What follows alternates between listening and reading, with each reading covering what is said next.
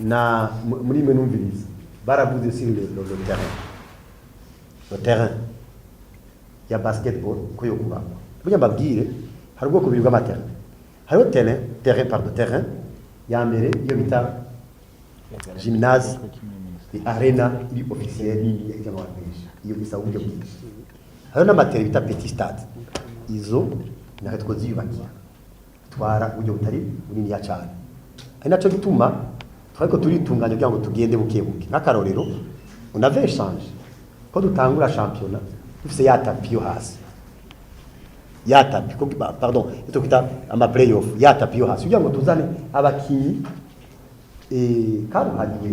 kuba n'abakinyi badashobora gusinya amasezerano tugeje gushira tapi yo hasi tone kuraba aho twazi yo tapi ko twasakara kuko naho tworonka arena ikomakomeye iyo arena ishobora kuba mu match ya misi yose honyene iyo no kwita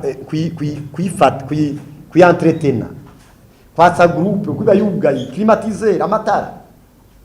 nta na hamwe bashobora gukina ama competition ya misi yose muri arena ya 70,000 personnes ya 20,000 personnes oyaye bakinamwo ama match de haut niveau